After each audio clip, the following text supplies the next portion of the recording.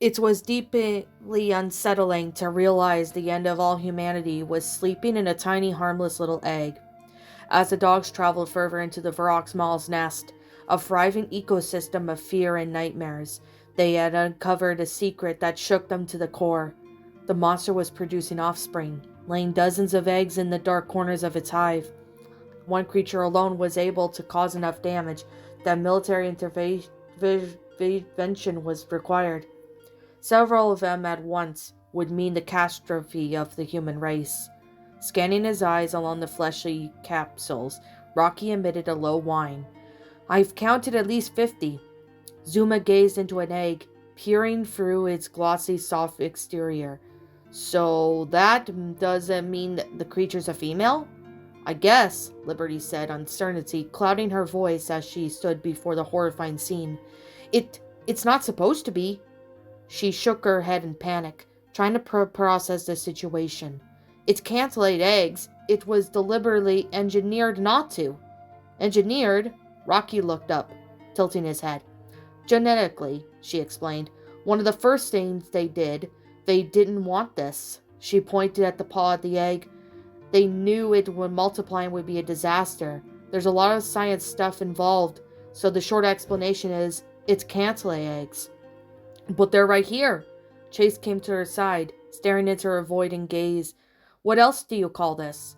The Dachshund sighed, shaking her head in defeat. "I don't know. I don't know how to explain all this. Everything that I know is just what they told me."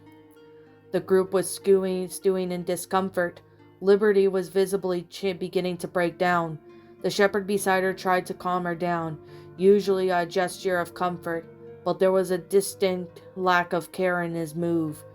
The police dog, once a great leader, was so sure that the static in his head was all gone, but there were times where he wasn't so sure. Zuma could see it all, watching his old friend narrowing his eyes as he analyzed the shepherd's movement. "Rocky," the lab slowly walked over to the mix's speaking low voice. "Can I talk to you over there?" He pointed to the brown paw to a far corner of the living hallway, a faint sense of urgency in his voice. The mix turned away from the small egg as he was investigating, finding the odd hum that emanated from the strangely alluring. Marshall was still slightly clinging to him. Even with all four paws occupied, he still made an effort to wrap his tail around Rocky's leg. The Dalmatian was nearly paralyzed by every sight that met his eyes, and he seriously doubted whatever he'd get to sleep again. "What is it?" Rocky had to tug his leg from Marshall's grasp, walking with Zuma into a dark corner. The mix was caught off guard as Zuma suddenly got against the wall, motioning for his friend to get closer, glancing to the side in case someone was listening. The lab spoke in a hushed voice. "Keep your voice down." Rocky leaned in. "Why are we whispering?" The lab snuck enough for a look back at the group, making sure they weren't being watched. "Well, besides the fact that I'm pretty sure that creature is skulking around the nest as we speak, Chase isn't exactly being quiet." He narrowed his eyes. "I noticed you've been a little—" Rocky trailed off, wincing as he tried to get the final words. The Coast Guard immediately caught onto his friend's tone. "A what? I've been a what?" he said with a growl. "Hostile?" Zuma raised an eyebrow at the word, slightly baring his teeth. "And why do you think I've been hostile?" "I don't know," the mix said defensively. "We're trapped in this hellhole, and my paws are soaked in God knows what, and you think I have the time to think about anything?" He shook his gray head. "What is so important to talk about that we have to whisper?" Having seen horrid things, the deaths of two beloved friends, and the animal to end all animals rising in front of their yard, Zuma was forced to put aside his thoughts and follow the team. It wasn't until now that he finally found someone he could talk to, someone he could share his true suspicions. "I'm not an idiot, Rocky," Zuma muttered, "but Chase seems to think I am." He thought back to the hours before Varrock's Malls emerged when he met the shepherd in the rain desiring answers. He knew something was off, and he certainly knew he was being lied to. "I think he's controlling us," the lab hissed. "He thinks we're all going to follow everything he says because he wears the shiny badge."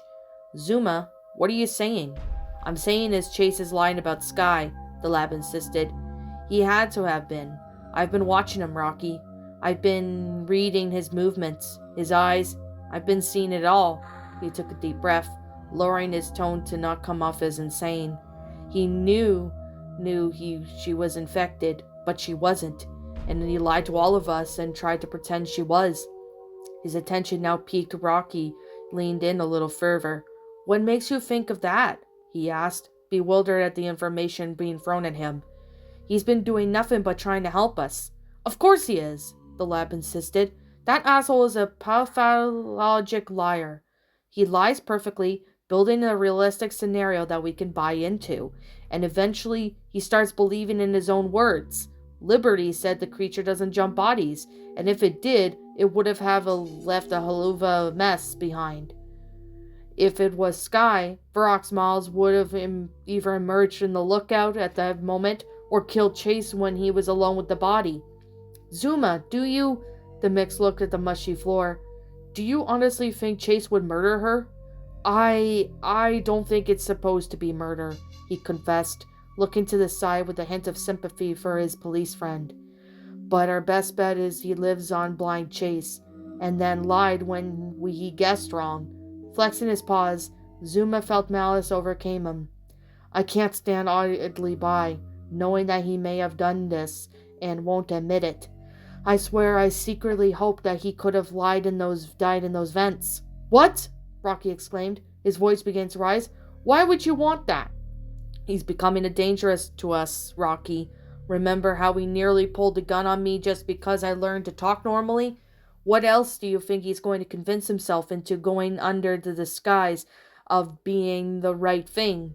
He let out a sigh. I don't even know what the right thing is anymore. But I do know one thing. We need to kill the monster. Of course we do. The mix ruffled his fur. But it's practically invincible. No, it isn't. Zuma held his gaze. You saw it retreat when Liberty threw the flaming bottle. It was hurt, Rocky. It's afraid of fire because all living things fire will kill it. So what are you proposing?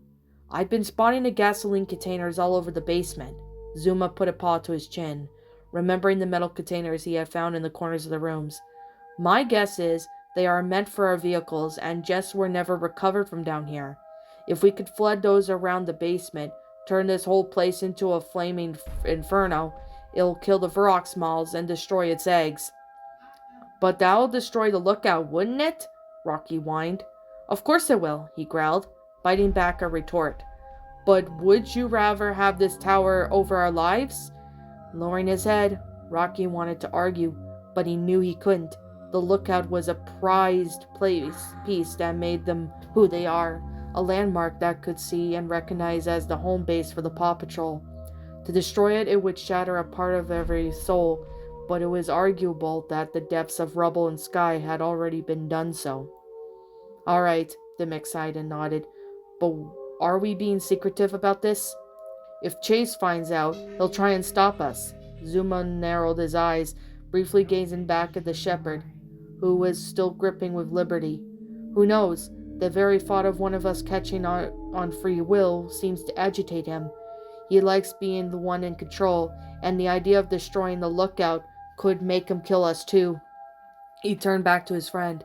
I'll let Liberty in on this, but don't tell Marshall. He'll certainly spill it to Chase. For now, we just keep quiet and follow my lead. Satisfied with his speech, the Labrador licked his paw for the moment and slicked his own fur down. Keeping his tail high, Zuma probably began to walk back, and when the gray paw stopped him, narrowing his expression to confusion, Zuma turned back to find his friend with a questioning look. What?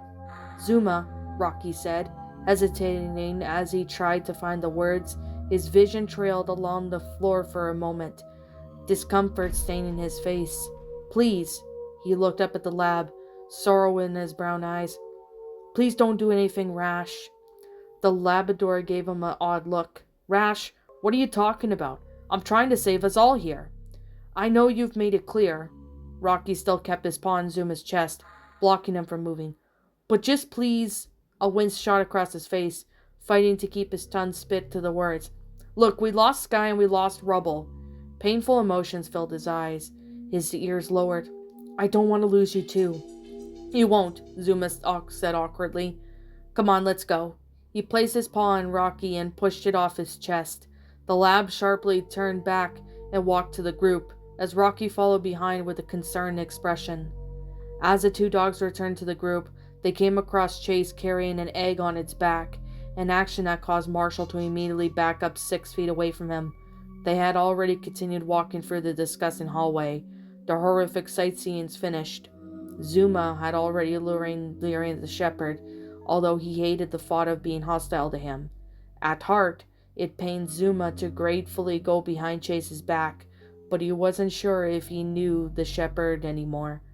Put that thing down before it breaks all over you. Liberty looked back, quietly snapping at the shepherd behind her. Fine. Chase lowered his haunches for a moment, letting the egg roll off into a puddle of goo. But I thought you wanted something to take home to the Archline Foundation. It's absorbing living creatures, right? Rocky piped up. What if it consumed something that makes eggs and somehow it inherited that trait? Like a frog? Chase narrowed his eyes. But even frogs need a mate before they lay eggs. So are you saying somehow it's inseminated itself? Zuma met Chase's words, quickly challenging them with his own, thus assuming it inherited the genetic traits to begin with. Or it could be evolving, Liberty added, as she walked, turning her head as Zuma ran up beside her, pushing past Chase. It's still a living creature, she added. I'm not surprised if its own body started to try to restore what it engineered out for. That's just kind of how nature works. Are you happy with yourself? Chase flattened his ears as he caught up to the group, his voice leering with sass. Your foundation and their fucking experiments. Bet you're getting somewhere really nice numbers and field data from all this. Don't mind all the people dying. Liberty whipped out, meeting him with bare teeth. I didn't want this, and neither did they, she shot back. Sure, they're opportunistic, but we can't just decide to let that thing. Hey, I think we're nearing an intersection here. Marshall pointed his paw out. At least I think. With all the slathered and gummy, wet biomass sludge, it was nearly impossible to make out some kind of door or window was behind it. As the 5 dogs walked into the intersection, the walls transitioned into a flaky, darker shade of red, black grime bleeding from millions of tiny holes in the walls. It had a texture of almost sponge if it was left to soak in years in a dirty bucket of mold and rancid water. Every hole seemed to be pulsating, as if it were alive and hungry for whatever it called a meal. I'm going to throw up, Marshall said, placing a paw on the spongy surface that coated the ground. Rocky let out a chuckle slip. Wouldn't that be too far from what's already on the floor? The front path ended with what appeared to be a wall of brown, hair-like vines that tangled down from the ceiling. Rocky pushed himself through it and found a thin wall of what appeared to be dried bodily fluid, hardening mid-drip and forming a barrier that closed off whatever path was behind it. Although the organic wall seemed solid, it was incredibly brittle, and as the mix noted that small pieces of its lower section had broken off. I think we're supposed to be a path here. He turned back to the group. But whatever this is, he motioned at his paw at the disgusting barrier, is blocking it. We could probably break through it. Not with our bare paws, Zuma said, as he walked off to the right. Chase approached the left path, an odd eagerness to stay away from Liberty that he couldn't explain. The left hallway wasn't as mangled as he assumed it would be, but with only a few eggs laying around on the usual sight of gore plastered on every surface. Taking a few sniffs of the air, he could faintly catch the scent of motor oil. The entrance to Ryder's garage, it had to be through there. On the right side was a large archway that gave access to an entirely new corridor that wasn't blocked. Zuma hesitated as he took a step down. However, the tunnel looked a horrific form. The faint flickers from the overhead lights, weakened little light bulbs that struggled to push their warm glow through the flesh and muscle had grown over them. They were illuminated what he thought was a metal scattered all over the hallway. Squinting his eyes, the puppy quickly took a step back at the realization. That wasn't a metal at all. It was all bone. Several small bone growths had sprouted in the hallway like a festering pathogen. The walls, the ceiling, and even the floor were not spared. It was like the corridor had teeth, hundreds of them, all waiting for whatever was foolish enough to walk in. Is this still our basement? Zuma whipped around in his face stricken with fear. Indeed, came Liberty's exasperated reply. But whatever Varrock's Miles is spreading down here, it's completely out of control. It's like a whole living thing is growing in here. Marshall gagged as he approached a tangled vine in a jungle of hairs Rocky had addressed. The basement may as well be a living thing now. What does that mean, one thing? Zuma gulped, turning back to the teeth-filled hallway. We gotta get through all this if we're going to escape. This has to lead somewhere. He made a haste over the wall beside the archway, trying to look past the dried matter and veins for any resemblance of the actual wall underneath. You're not actually going down there, are you? Came the fearful speak of the Dalmatian. Well, we have to go somewhere, Chase pointed out. I think Ryder's garage is down here. Let's take that way. Zuma nearly jumped at the chance to come shoot down at the shepherd. Or we could walk down here instead. A hallway full of teeth? Are you insane? You don't know what's going on down here, the lab fired back. And just because it's gone to hell down here doesn't mean the rooms themselves have changed. We could actually find something useful we need. Marshall joined in the debate, but Varrock's Malice is still haunting us, he whimpered, running towards Chase. I want out of here, and if this is the way to go, that's where I'll be. Zuma growled at his friend's attempts to hijack the control, a snarl almost escaping him. The dachshund was standing in the middle, quickly took the head off of the growing hostility among the dogs, and jumped in to break it up. We'll go in groups, how about that? We could find that then, and meet up back in the middle. But we don't have any way of talking to one another, Chase said, lowering his ears slightly. The storm killed the connection in our collars, and those ones we had broke in the vents. How did it do that exactly? Rocky chipped in. Storms just don't turn off closed connections. Zuma rolled his eyes, growing tired of the chaos. I'm just as lost as you, dude. Groups it is then. Chase then let his tail wag a little. Marshall could come with me, Zuma and Rocky can. Oh, no. He was cut off as the Labrador suddenly came over from the other side of the room. I'll take Marshall, you can have Rocky. Not in a million years we're going to allow Chase to be alone with Marshall. He would take whatever measure he would need to prevent it. The Dalmatian was to be protected at all costs, from both Varrock's Malice and whatever Chase was turning into. Although Marshall was giving him a weird look, he shrugged and went along with it, hastily making his way over to Zuma. Chase couldn't hide his bristle fur. If his paws weren't covered in bodily muck, everyone would see his claws flexing. Still, he held his tongue for now. He was still trying to get a read on what Zuma's game was. The lab was gleaming in satisfaction as he spotted his friend and took inside, while Rocky went over to his police friend. What if it spots us? The mix openly worried. What chance will we have? All you can do is hide. Liberty chose to walk the path with Chase's group, and pray to God it doesn't smell you. As the Paw Patrol disbanded into their selected groups, traveling down separate paths, seeking in each a goal, the creature had returned to where it suffered piercing pain of fire. It was angry, furious that the prey bit back, and it could hear the calls of its young. Even deep within its eggs, they emitted a fearful weeps of unwelcome dogs straying into their nest. Snarling in rage, it roared out and wiped its claws to the door. The wood held, but just barely, as the sharp appendages shredded through and sent the shrapnel flying. Screeching out, the creature swiped again, and this time completely destroying the obstacle before it. Lowering to all fours, and it scampered in the darkness, charging back to its hive. Why the hell would he not let me take Marshall? Chase wondered, out loud as they walked. What's even the problem? Beside him, Rocky was watching his friend closely, seemingly as they were scanning for something amiss. I think you're reading too much into that. He tried to defuse the shepherd. Give Zuma a break. We're all seeing crazy shit today, and some of it take differently.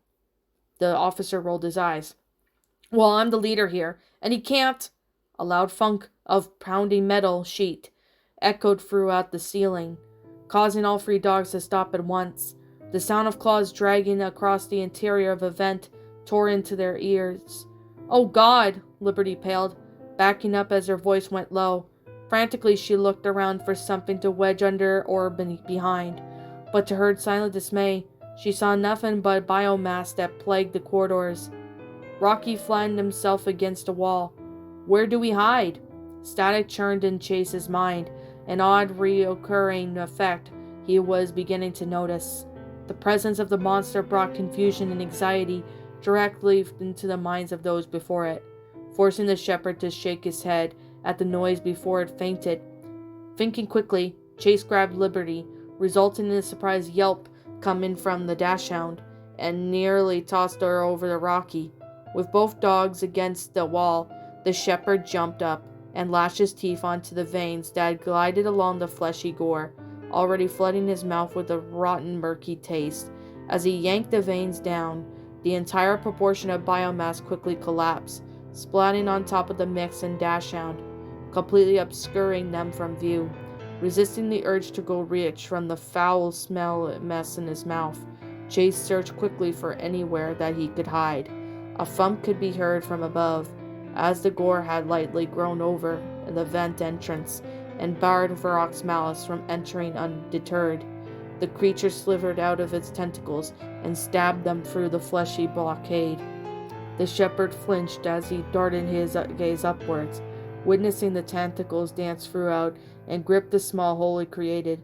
The creature was snarling as it stretched open the passageway, providing a way inside. Slowly falling into a panic, Chase knew that he had mere seconds. His eyes fell upon the pile of eggs that were sitting against the darker side of the corridor. Acting purely on impulse, the puppy sprinted over to the egg and sunk his teeth into it, puncturing the smooth, warm sac and tearing it open. Murky, amber-colored fluid spilled all out and splashed onto his face, and the small body floated from the sac. The infant was merely an oversized worm, yet it wriggled as its underdeveloped body was exposed to air. A squeak escaped from the lump before the baby went limp. Chase grabbed the now empty egg sac, gagged over the stench, and put it itself along the bag. Varrock's malice wedged its head through, hanging upside down on the ceiling as it slowly dropped in, its whirled body in midair, angling its arms on the ground, and the rest of its body fell into the room. It was almost graceful, a fluid display of movement from the perfect animal. It took in great pride in its nest, bleeding out the infection from its body, simply being here. The only fur-covered part of his body was that the shredded dog's skin mask, the only fur part of it, but sadistically doned. It was now stained in red, and was rotting as the flesh began to wither away. It turned around in place, observing the environment as it smelled anything foraging.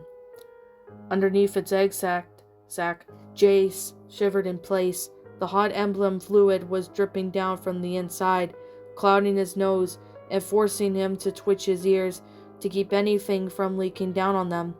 He didn't dare move as he couldn't see where the creature was looking.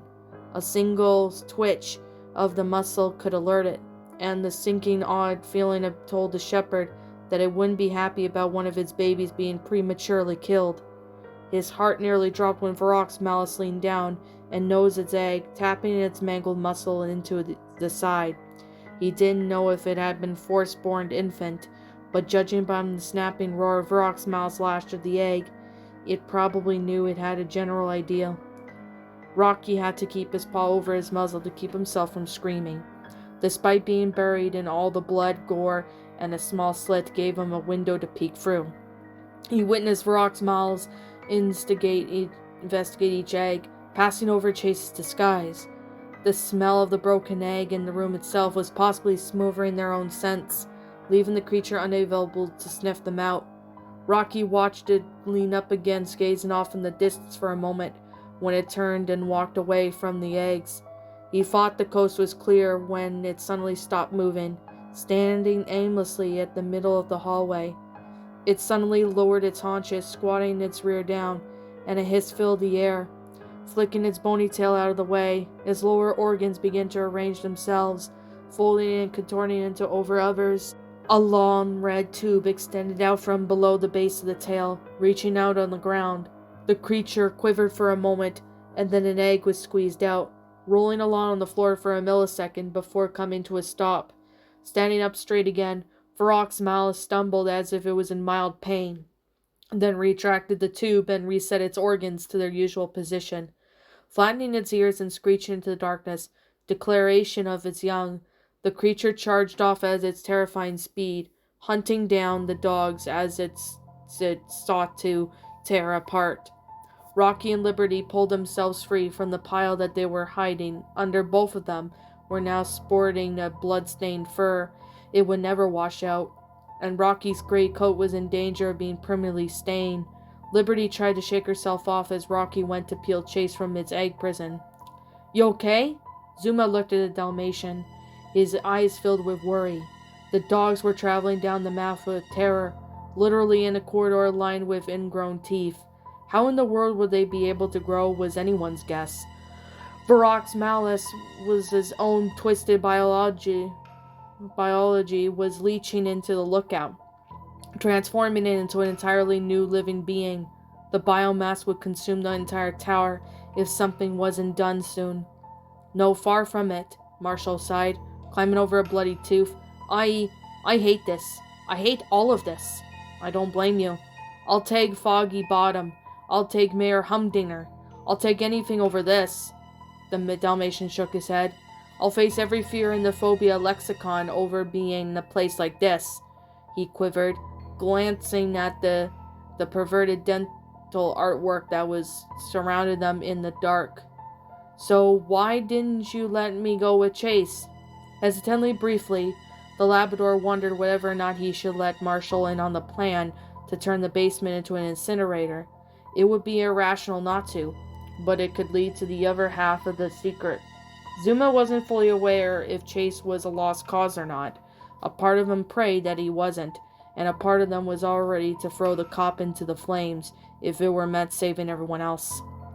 "I just want to make sure that you were okay," Zuma lied, although he wasn't entirely untruthful. "Chase can be intense and usually leaves a trail of chaos behind. I thought you could probably use a break from all that." Despite the horrors that covered his paws in goo and stained his fur red, Marshall managed to let out a small smile peel onto his face. "Thanks, Zuma. I'm glad we have you." The lab whispered in his reply so his partner couldn't hear. "I swear you guys needed me." The hallway began to narrow around them as they continued walking. The biomass infection was just so severe in this sector was beginning to overgrow itself.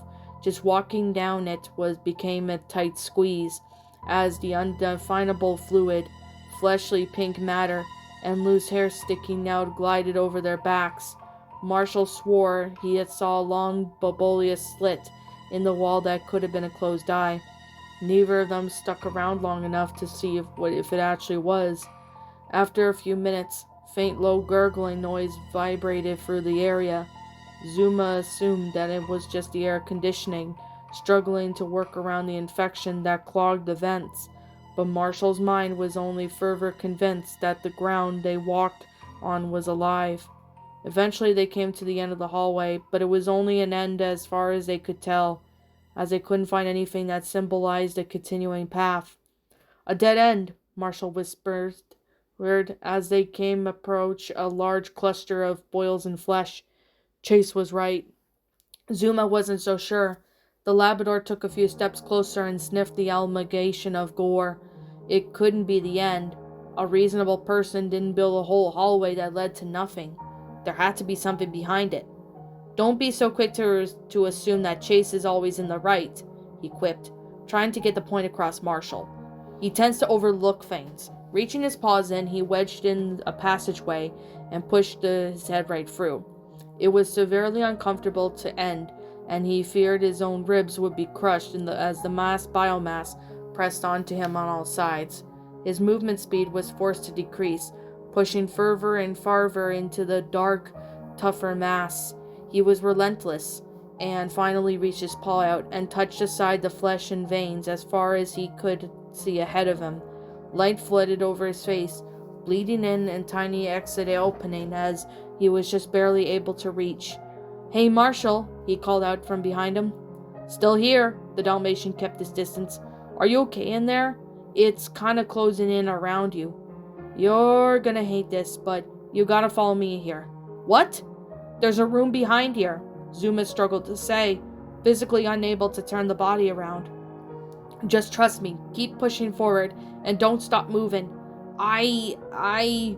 Marshall tried to reach a paw forward, flicking his eye over the mass gore that he was supposed to climb on into. "I don't know about this." His breathing quickened, his heartbeat increasing with each step closer he took. The sound of screeching roar echoed behind him, bouncing off the walls from the far back and finally hitting the Dalmatian. The threat was incoming, making Marshall immediately bite his tongue and wince. Taking a deep breath, the puppy forced himself to move forward and wedge his muzzle into the cold, soggy muscle. Zuma managed to birth himself from the mass, falling into a large room of tables and computers. It seemed to be some sort of tech room, and the infection, though, was crawling along the floor, hadn't yet fully consumed anything in the area. Some actual metal cabinets lined the walls, their metal doors concealing whatever secret lay within them. Turning around, he reached his own brown patch into the back of the red cavern, and he felt Marshall's nose blindly smacked against it. A muffled scream emitted as the Dalmatian mistook the paw for an attacker. After a few seconds, Marshall finally grabbed Zuma's paw and was pulled free. Marshall tumbled into the room clumsily, his white fur slavered in bloody red. "Ah, thanks." It was obvious that he was biting back tears that was trying to uphold his panic. "Where are we?" "Not sure." Zuma looked at back of the room, surveying an old wooden desk with a broken laptop sitting on it. The metal folding chair was probably supposed to accompany its tossed side. He left Marshall and walked over to the cabinets, clicking on the first one to open with his paw.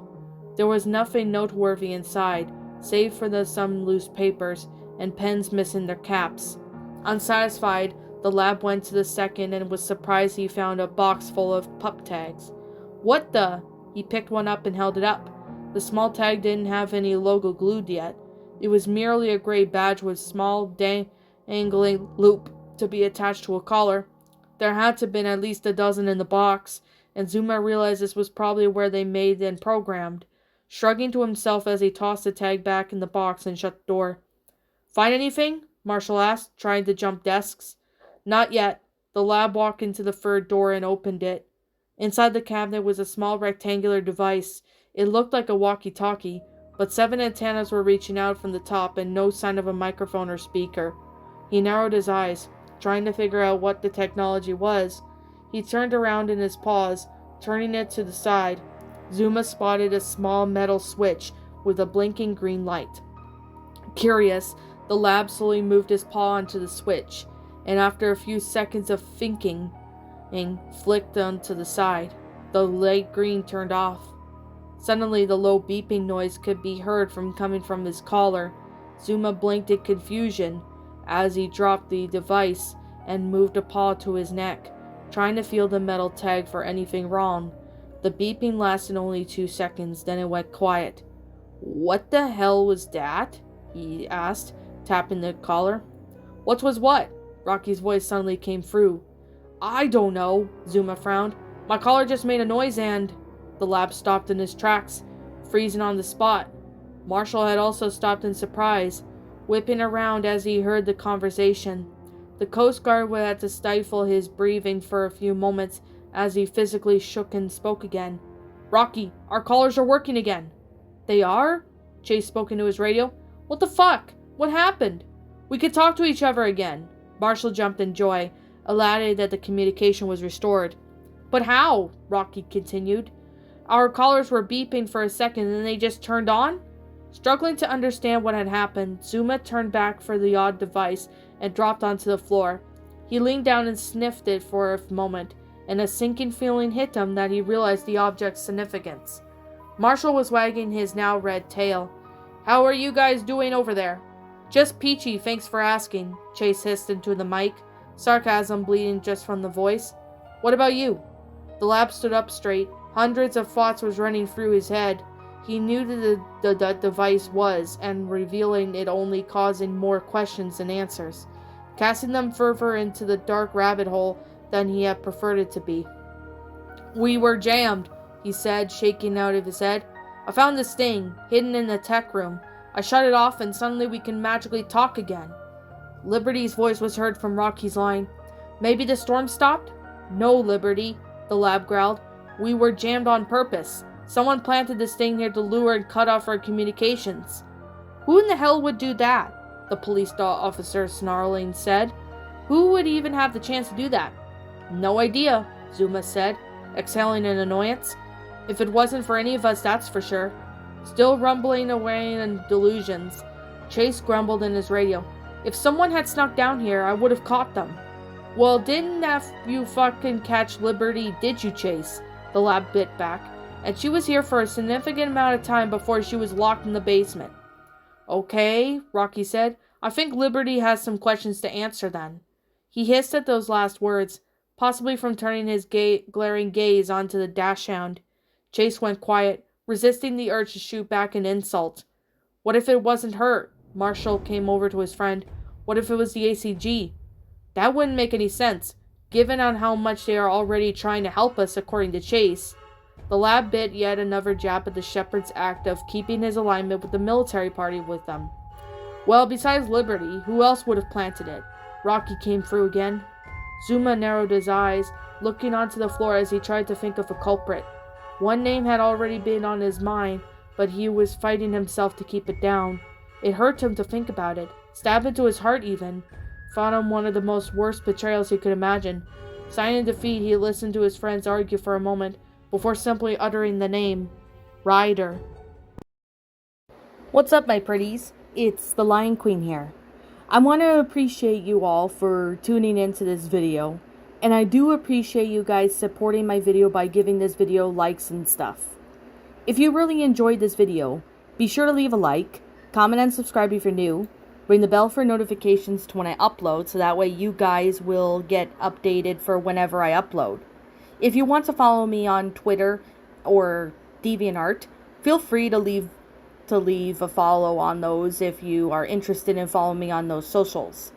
If you want to support my backup channel, known as Miss Dark Shigo, feel free to subscribe to it, as a link to that will also be in the About page section. And with that being said, and that being the case, thank you so much for watching, my pretties, and as always, please stay pretty.